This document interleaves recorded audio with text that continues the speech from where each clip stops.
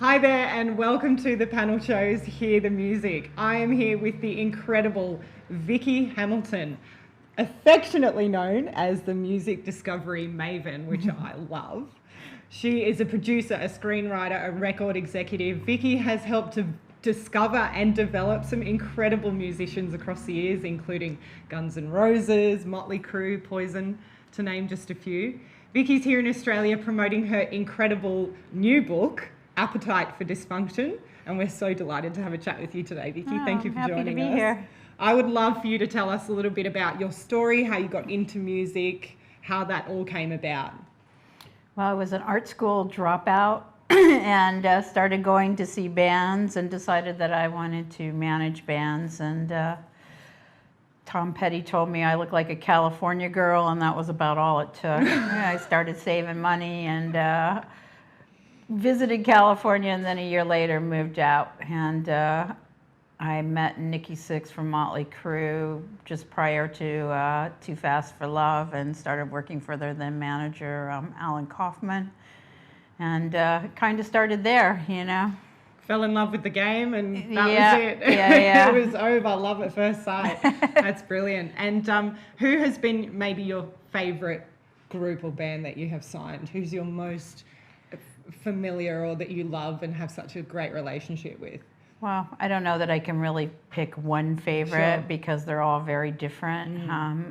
Probably Slash is up there pretty high on favorite musician guys, you know? What is it about Slash that you love? Is it his character? Is it his music? Combination of both? He's just a really nice guy, a good business person. Sure. I mean, you know, while Axl was asleep on the couch, me and Slash were doing BAM ads and, you know, working out the strategy for what's coming next, you know? Yeah, I imagine that's pretty common too with the creatives, you know. They tend to not be the greatest business people. They're so good at sharing their art, but not necessarily at kind of converting it into something that can then be usable. A rare and few marketable. are good at the business, you know. I Slash think so. is one of them. Nikki Sixx is a good businessman as well. And Bobby Dahl and Poison was a really good business person. Yeah. So that would have made, I imagine that would have made your job much easier to be able to kind of communicate on a level where it's like, we're a team, let's make this happen, you know? Well, I kind of assign one person in the band to like notify the rest of the band members of what the deal is and what's going on, and that they should decide what they want before they bring it to me. Yeah, right. You know what I mean? Yeah, totally. Otherwise, you're just chasing your tail all day long. Yeah, so, sure. yeah. And I guess in terms of music for yourself, did you ever think about being a musician yourself, or was it something that you just sort of admired completely in other people? When I was 15, I auditioned for a band and I sang Alice Cooper, Under My Wheels. I went a little flat, and that was kind of the end of it, I'm afraid. Short-lived dream. I looked great, but wasn't cutting it.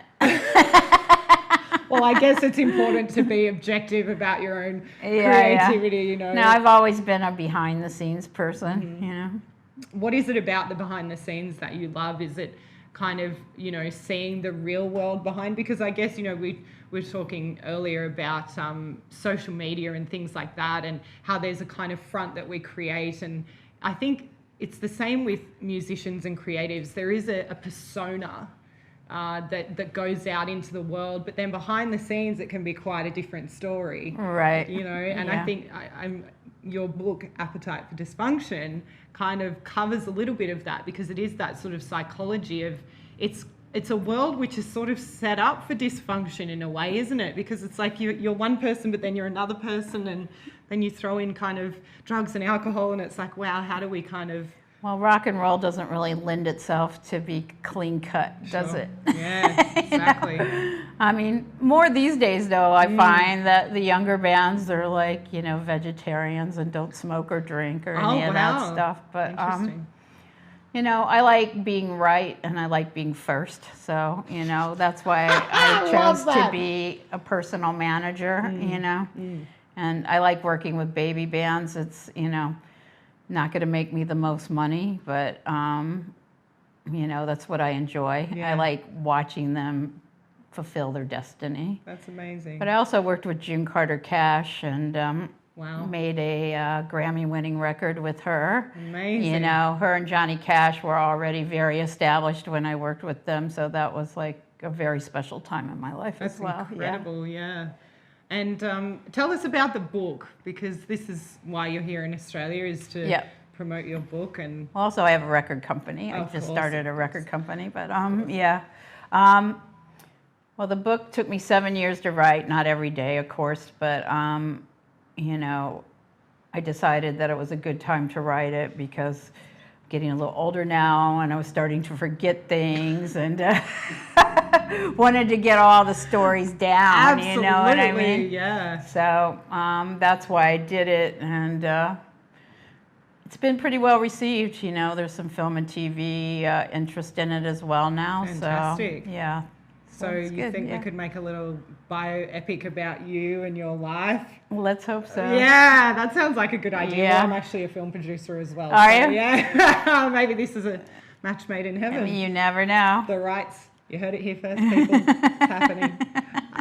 Can you share a couple of the stories from the book? I know it's such a cliche question, but... Well, who would you like to hear a story about? Can we have one about the Guns N' Roses? I know it's very cliche, but... Okay, sure.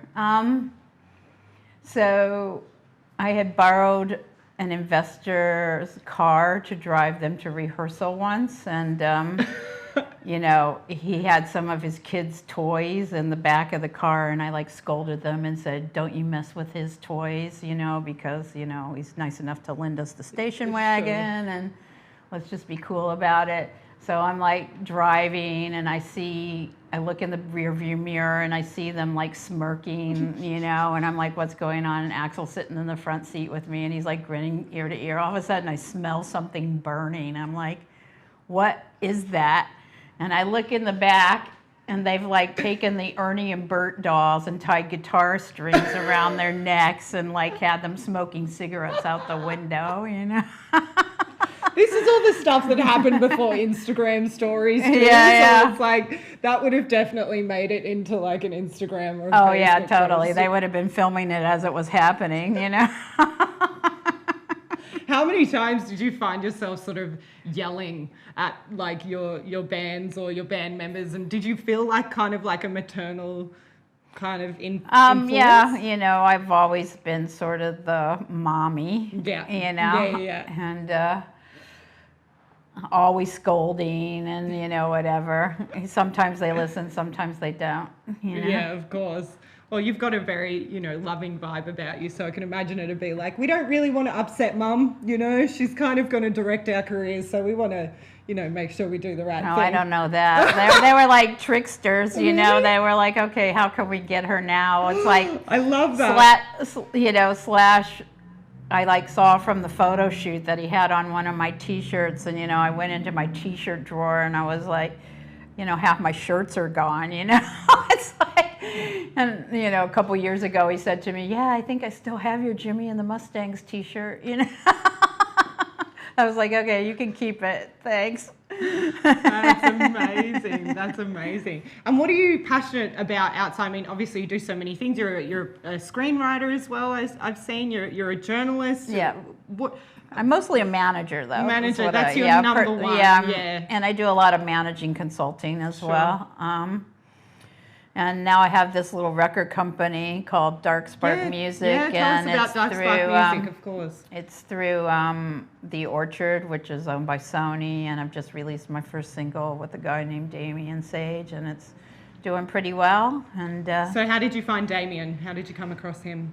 Well, that's a good question.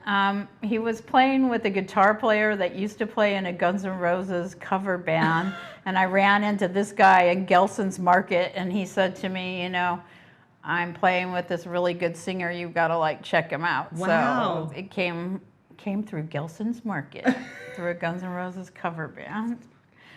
I'll put that up in the banner. Yeah, and I've got a little band called Lovely World from South Carolina that I'm just getting ready to make a record with, and Rick Parker's producing, and I'm very excited about them as well. What is it that I'm curious as to what, I mean, obviously when you become an expert at something, because you have, you know, it's that 10,000 hours or whatever you say that it takes to become a genius or become an expert in your field. It's what you do is essentially you have an eye, right? Or an ear as well, a combination of both.